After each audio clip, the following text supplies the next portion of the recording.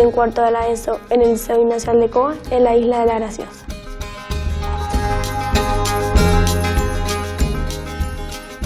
Con la orientadora y la profesora de lengua, pues fuimos haciendo preguntas sobre cómo es su vida, preguntas como más de su día a día.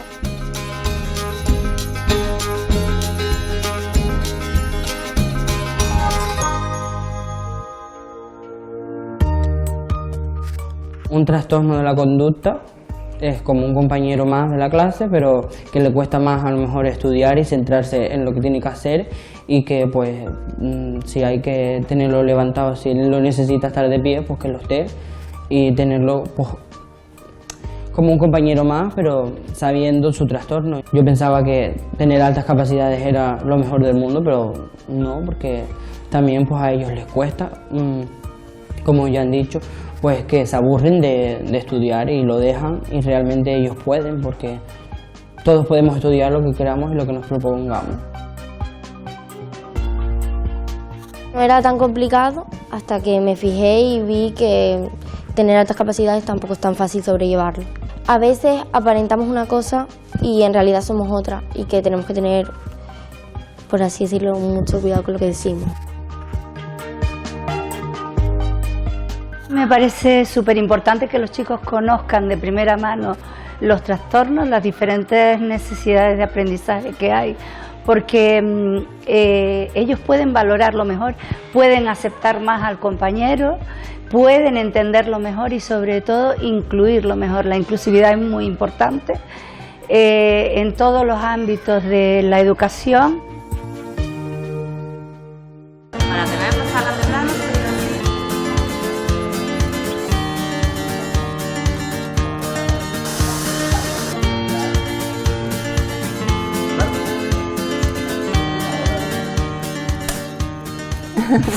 Hola, me llamo Naomi Pérez, tengo 23 años y estudio arte dramático e integración social y tengo TDAH. Me llamo Esther Moreno, aunque todo el mundo me conoce por TD.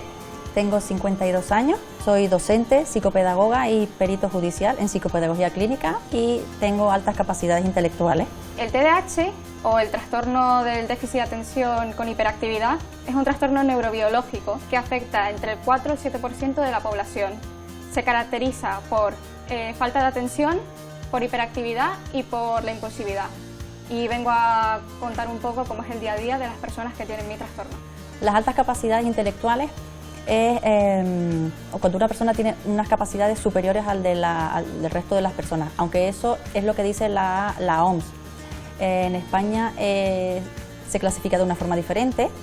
Se considera que las personas con altas capacidades son aquellas que tienen pues más de 130 de cociente intelectual, o un 75% más que otras personas en ciertas capacidades.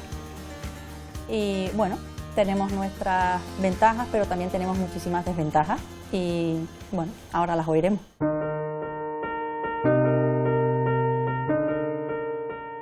¿A qué te dedicas en la actualidad y qué aficiones tienes hoy en día? ¿Tienes algún referente en tu vida y quién es o era ese referente? ¿Cuándo te diagnosticaron? ¿Tenéis trabajo? ¿Qué es lo que más os gusta de tu trabajo? ¿Cómo es tu vida amorosa? ¿Cuáles son tus sueños?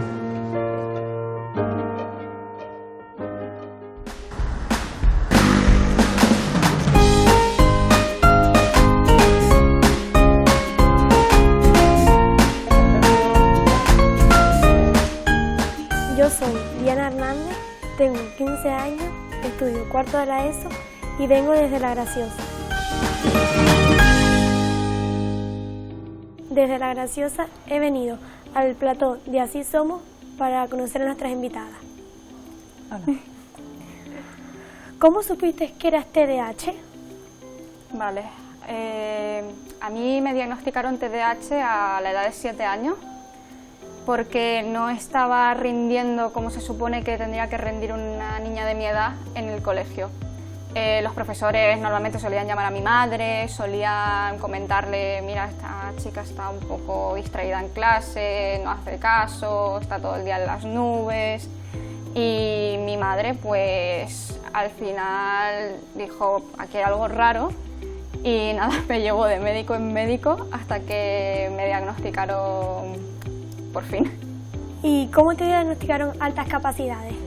Pues mira, a mí con 40 años me diagnosticaron TDAH también, después de diagnosticar a mi hijo. Y entonces cuando me dieron ese diagnóstico primero, la psiquiatra que lo hizo me dijo, no puede ser que una persona con un TDAH tan grande como el tuyo y que necesite tanta medicación como tú tenga una vida ciertamente normal, o sea, como yo la tenía, ¿no? Tenía mis estudios, había sacado mi carrera. Entonces ella misma me dijo, aquí hay algo más, ¿no? Me pidió hacer las pruebas, en ese momento yo dije que no, porque me daba un poquito de apuro. Luego me las hice al final en otro sitio y ahí fue cuando ya me diagnosticaron las altas capacidades intelectuales, pero obviamente lo primero que me diagnosticaron fue el TDAH. Es increíble que te diagnosticaran con una edad tan avanzada, porque normalmente se diagnostica en la infancia. Claro, pero a estas alturas nos diagnostican cuando diagnostican a nuestros hijos. Desde que diagnosticaron al mío, el mayor de los tres, porque los tres míos tienen TDAH, y como es tan hereditario, porque es un trastorno totalmente hereditario, del 80%, pues entonces dijeron uno de los dos, ¿no? Y claro, era yo, pero vamos, de cajón. Y entonces ahí fue cuando dijeron, ahí está. Antes no era, antes era una niña mala. Antes eras vaga, mala, gandula. Ahora las cosas se ven de otra manera. Sí, la niña que está en las nubes, en su propio mundo. Bueno, yo era hiperactiva, yo lo tenía más fácil que tú en ese sentido. Porque yo molestaba, tú no.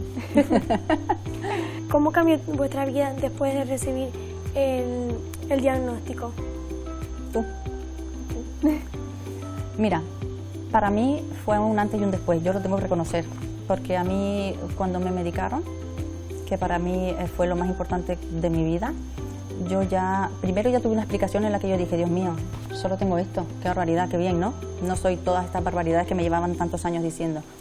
Entonces para mí había un alivio de una explicación total y absoluta, pero a partir de ahí, yo en ese entonces era docente, empecé a ver las cosas de otra manera y aunque ya tenía 2 carreras hechas, porque me gustaba muchísimo estudiar, pero con muchísimo esfuerzo, ya luego la tercera carrera, que era la de psicopedagogía, la hice en 2 patadas, año por año, con los 3 niños, con la empresa montada y con una nota de notable alto, ¿vale? Entonces, para mí no tiene nada que ver, o sea, yo la primera vez que vi que yo podía estudiar y que yo lo que quería era estudiar y me gustaba, y me eché a llorar, y yo me acuerdo del padre de mis hijos que me miraba y me decía, ¿y a ti qué te pasa ahora, no? Y yo le decía, la vida no ha sido justa conmigo. Durante 40 años la vida no ha sido justa conmigo. Ahora yo puedo ser yo. Entonces a partir de ahí ya he podido manejar las situaciones de otra manera. He podido estudiar constantemente. Es verdad que bueno, ya iremos hablando poco a poco de cómo se maneja unas altas capacidades, porque es diferente, pero antes me costaba todo mucho. Y no era un bicho raro. Para mí era súper importante en relación a mi autoestima. No era un bicho raro, no era una persona que no encajaba en ningún sitio. Ahora ya tenía un lugar, estaba situada a nivel social y a nivel personal, era muy diferente todo, por lo menos yo. Pero yo creo que va un poco por ahí, ¿no? Pues a mí la vida me cambió, pero para peor.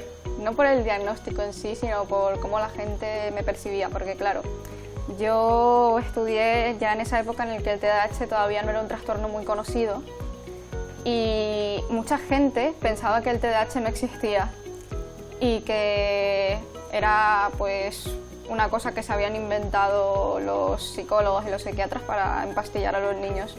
A ver, yo ya era la niña callada de que no se le daban muy bien las clases y los niños pues se avisó a los profesores y eso. Los profesores fue como si no les dijeran nada y siguieron tratándome exactamente igual, que eso es algo que no se debería hacer. Y los niños pues decidieron que yo era tonta y me excluían del estudio. Pasé muchos años siendo pues Naomi la tonta, pero luego cuando empezó a hacerse más eco de lo que es el TDAH, de lo que implica, pues se suavizó la cosa, porque mucha gente le dices que tienes este diagnóstico y es como si les entrase por un oído y se les saliese por el otro, es como si no les dijeras nada, porque muchos profesores me llegaron a decir, no, estás utilizando esto como excusa y como muleta para no hacer nada y no esforzarte en clase. Pero bueno, son las cosas que tenemos que pasar la gente con diagnósticos que no son típicos. ¿Y cómo reaccionaron vuestra familia y amigos? Pues mi madre estuvo llorando durante semanas y nada, luego se puso en pie de guerra contra lo que venía a ser el sistema educativo, porque claro, ella tampoco comprendía muy bien lo que es el TDAH, sigue ahora mismo sin entenderlo del todo. Y nada, ella se ponía conmigo a estudiar, a hacer las cosas, pero no llegaba a comprender del todo que a mí a veces se me podían olvidar los cuadernos en casa o en clase, o que a veces se me olvidara que tenía deberes, o que, por ejemplo, los profesores la llamaran diciendo que estaba todo el día mirando por la ventana. Y es el te tienes que esforzar, cuando tú ya te estás esforzando y estás dando lo máximo de ti. El problema de las altas capacidades es que yo era de las que suspendía. Todo el mundo piensa que ser altas capacidades es súper guay. Oh, qué fácil, así todo, vamos, te lo estudias todo en un pispán, ¿no? Y ahora todo se te queda, todo era maravilloso. Pero claro, encima a mí, mis altas capacidades han servido más que nada para compensar el TDAH tan grande que tenía, ¿no? Pero aún así, yo suspendía. No todas las personas con altas capacidades sacan buenas notas. Eso no es cierto. La gente se piensa que sí. Necesitamos una motivación mucho mayor. Nos tiene que gustar lo que hacemos. Enseguida nos venimos abajo. Nos gusta estudiar, pero nos gusta estudiar lo que queremos estudiar. Y queremos aprender de lo que queremos aprender, no lo que nos quieren meter en la cabeza. Entonces nos distraemos con muchísima facilidad, ¿vale? Pero claro, se da por sentado, como a mí en el colegio me hicieron esos test en los que, no sé, antiguamente, por lo menos en mis tiempos, ¿no? Estaba en un colegio privado, entonces me hacían esos test en los que te ponían un montón de asteriscos en relación a la media de tu clase, en relación a la media de Canarias, en relación a la media nacional. Y yo siempre estaba por encima de todo, ¿no?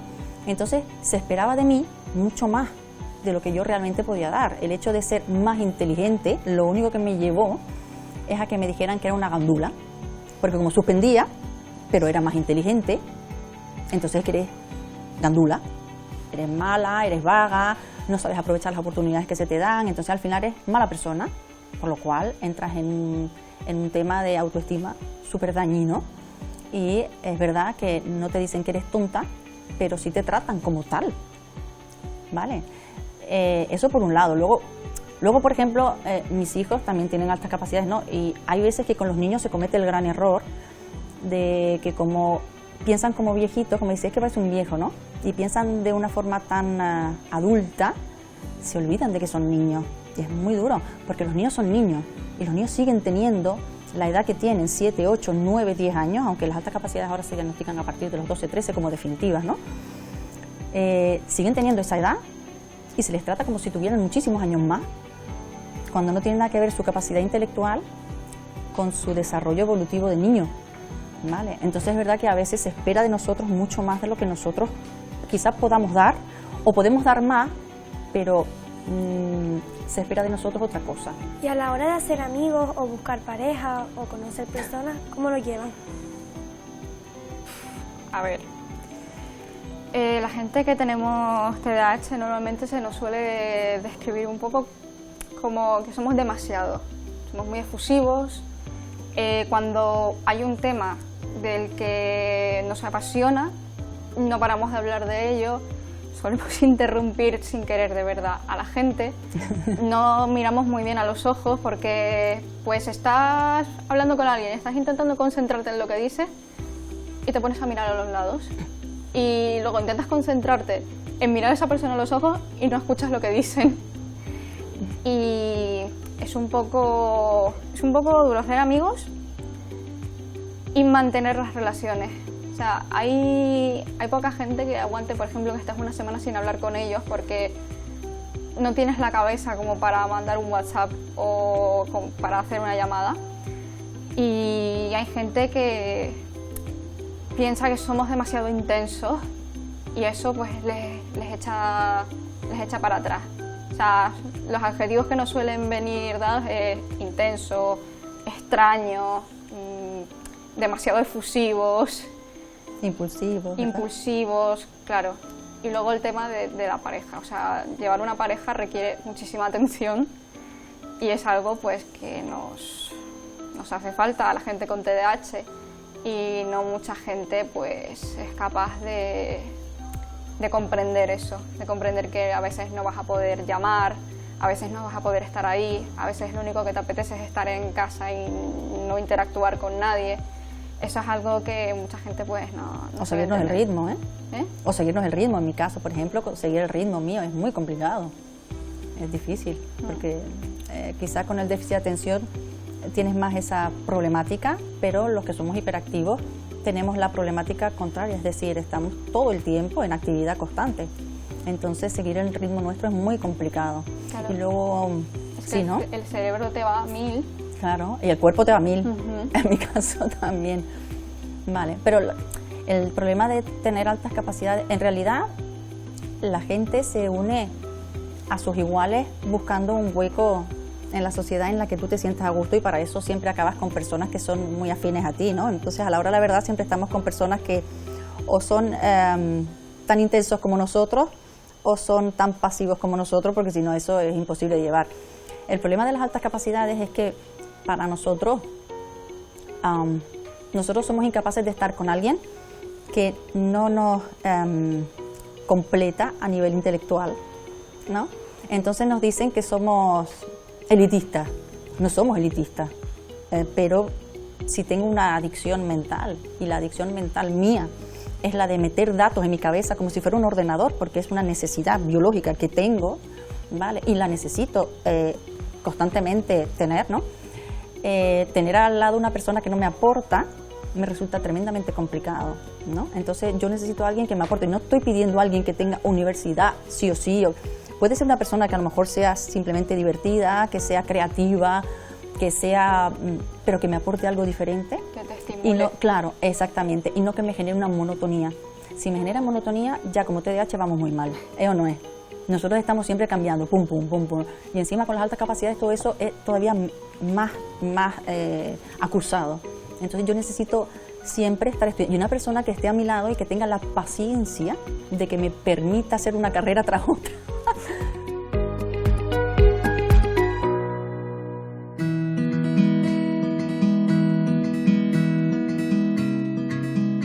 ¿Tuviste muchos amigos en la infancia? En tu etapa escolar, tus profesores y compañeros te aceptaron como uno más. ¿Cómo fue tu etapa, el instituto, el colegio y demás? ¿Sufrieron algún tipo de bullying en el colegio? ¿Qué actividades extraescolares realizabas o cuáles eran las que más te gustaban? ¿Has conseguido llegar a cumplir algún sueño que desearas desde la infancia? ¿Cómo fue tu adolescencia? ¿Y cómo recuerdan vuestra etapa escolar? Horrible. Horrible. Mi etapa escolar apenas la recuerdo porque mi mente la tiene completamente bloqueada. O sea, el sistema educativo me falló, pero de todas las maneras posibles. O sea, emocionalmente, intelectualmente, de todo. Los profesores no te entendían. Los alumnos se burlaban de mí. Los profesores no hacían absolutamente nada y alentaban a eso. O sea, si me permito una anécdota personal, a mí intentaron echarme un curso hacia atrás. Y eso fue delante de todos mis compañeros de clase. Joder. Fue horrible. Sí, o sea... El profe en la clase lo dijo delante de todos los demás. Sí. Es que eso es horroroso cuando se hace esto a cualquier niño con cualquier cosa. Porque decía que no me merecía estar en el curso en el que estaba. Bueno, a mí me dijeron que no iba a hacer nada en la vida. A mí también. Ah, bienvenida. Me dijeron, en plan, con mi madre delante, mejor que cuando acabes cuarto de la ESO no sigas, porque es que no vas a poder. Claro. Es que son así de fantásticos, ¿sabes? Pero bueno, yo realmente, es verdad que mi época de estudiante fue horrorosa. Fue horrorosa porque suspendía. Y porque, ya te digo, se esperaba de mí mucho más de lo que yo podía, de lo que yo hacía. Pero luego hay otra parte que la recuerdo genial, o sea, yo luego era tan efusiva, ¿no? Tan espontánea, tan hiperactiva, que sí es verdad que nadie se metía conmigo, pero nadie se atrevía, yo era muy machona. Toda la feminidad que puedo tener ahora carecía de ella porque de pequeña, y pobre del que se metiera conmigo. Eso lo tenía claro, clarísimo. Vamos, nadie se podía atrever porque yo tenía la mano ligera. Entonces nadie nunca jamás se metió conmigo. Yo tenía un carácter tremendo, bueno, lo sigo teniendo. Entonces en ese sentido no. Entonces por eso me fue más fácil a nivel curricular. Si lo llevaba mal, estaba siempre castigada en mi casa, siempre con clases particulares. Me castigaron en Reyes, me castigaban en verano, clases particulares, toda la vida hasta que repetí curso en primero de BUP. Eso fue el pan nuestro de cada día. Yo no tenía vida de niña, no la tenía. Y encima aguantar que te dijeran tú puedes y no lo haces porque no quieres, eso para mí era inllevable. Pero, por ejemplo, yo recuerdo pasármelo súper bien. O sea, a mí me encantaba ir al colegio, correr como las locas, aprender, aunque no pudiera memorizar, pero aprender, escuchar, interactuar con los demás, ¿sabes? O sea, todo eso para mí era genial. Si mi madre me castigaba y me amenazaba con no ir al colegio. Hazte una idea. Como te portes así, mañana no vas. Eso, la gente te pone... Sí, te clasifica, ¿no? Te encasilla. La etiqueta y... A ver cómo te sales tú de ahí. Sí, pero la etiqueta, ojo, la mala. La mala. Porque el TDAH no es una etiqueta. Ser altas capacidades o Alcain tampoco es una etiqueta. Simplemente es lo que eres. Punto. Es lo que somos. Y no es lo que... Mucha gente dice, es lo que tienes. Digo, no, es lo que somos. No es algo que se nos vaya a quitar. Somos así. No tenemos esto. Si lo tengo, te lo doy. No lo tengo y te lo devuelvo. Soy así, somos así. ¿Me entiendes? Entonces, bueno, es una etiqueta. La etiqueta que nos ponen era la de tonta, la de mala, la de vaga. Esas son etiquetas que realmente duelen. Realmente las que necesitamos para que nos comprendan, esas son las que no nos daban. Yo creo que lo peor es lo que has dicho tú, el decir, puedes hacer esto, pero no quieres hacerlo. No lo quieres hacer, eso es tremendo. Eso es duro, ¿eh? Muy duro, porque encima eres mala persona. ¿Y la adolescencia cómo fue? Mucho mejor. Pues yo empecé ya a hacerme pues mi grupo de amigos, que yo lo llamo la familia que elegí yo. Los profesores, yo estuve toda mi vida en el mismo colegio, ya empezaban a conocerme y me daban mi margen para que yo pudiera adaptarme.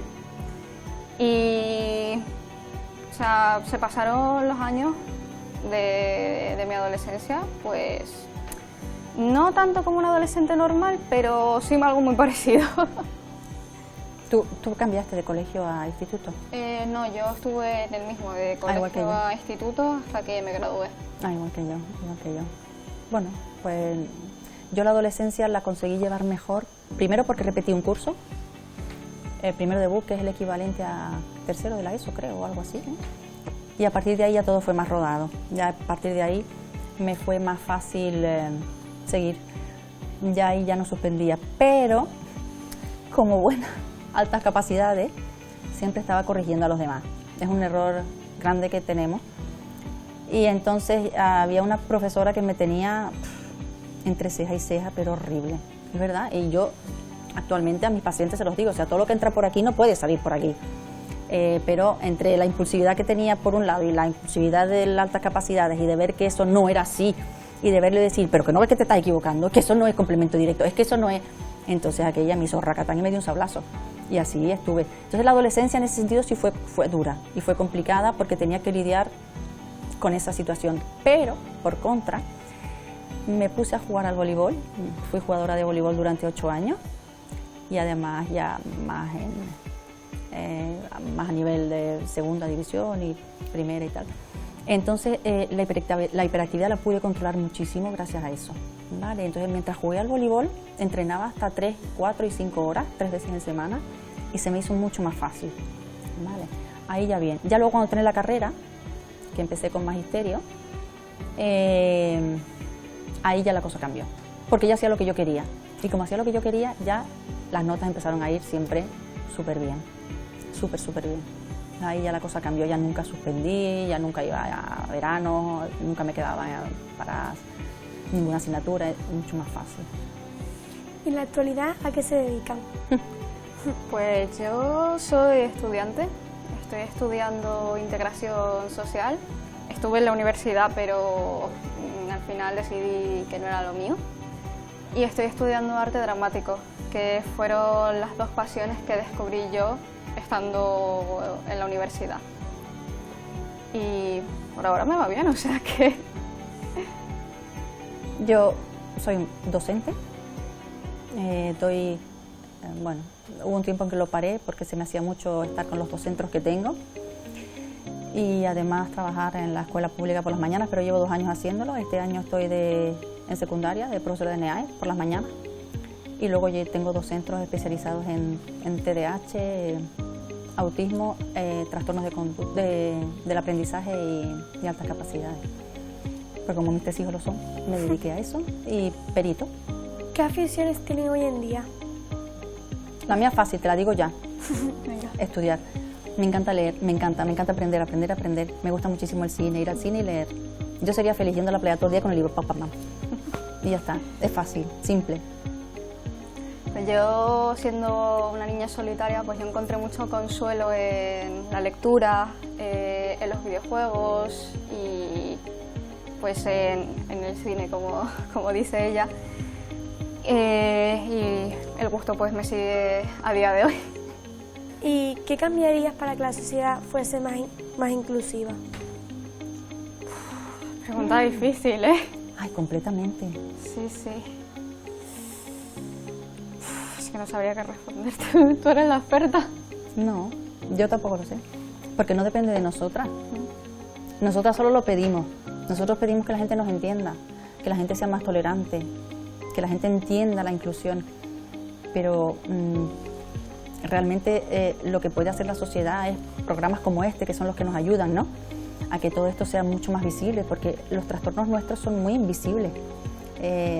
Nadie los ve. Tú ves a un niño con un síndrome de Down, no tengo nada que ver con ellos, o una persona en una silla de ruedas, es mucho más visible, es mucho más sencillo, y generalmente despierta como mayor empatía, ¿no? Pero los problemas nuestros son tan invisibles que la gente nos tacha más y tenemos más dificultades y tenemos más cosas negativas que otra cosa. Entonces, es verdad que lo que pedimos es comprensión. Yo creo que no teníamos que pedir nada más. Tolerancia, simplemente, somos así, no molestamos a nadie. ¿Qué podemos? Es que no podemos pedir otra cosa. Yo pediría que se atienda mejor a la salud mental de las personas que tenemos trastornos. Sí. Porque para que, por ejemplo, nosotros como adultos de TDAH, nosotros tener acceso a medicación, no podemos ir por ningún medio público, tenemos que recurrir siempre a lo privado. Sí. Mucha gente no obtiene sus diagnósticos hasta entrada a la adultez, y eso puede generar tiene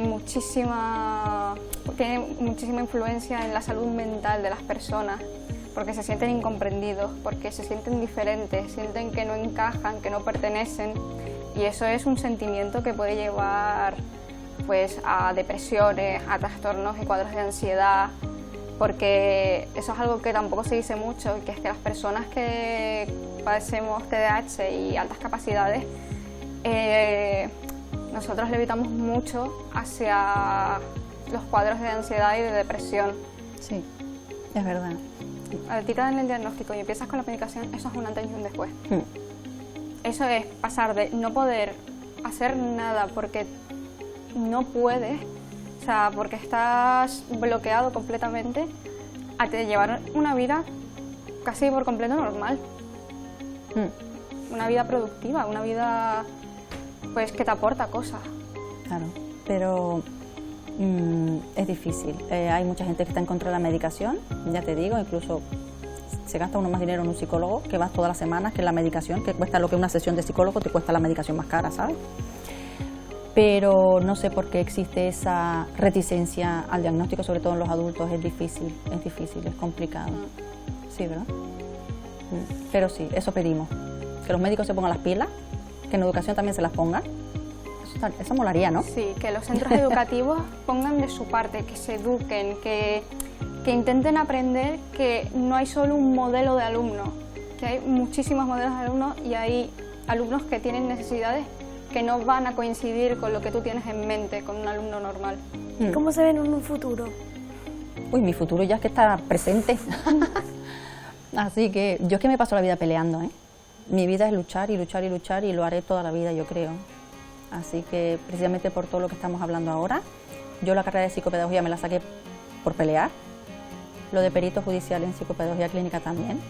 Y yo creo que seguiré así hasta el día en que pierda las fuerzas o me obliguen a jubilarme o yo qué sé, o me parta la grima en algún lado. Pero yo sí.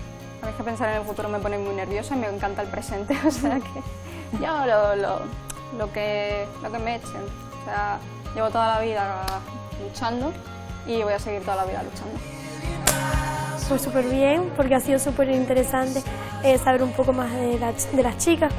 Y ha sido genial, no solo por la compañía, me lo he pasado súper bien, además ha servido de desahogo.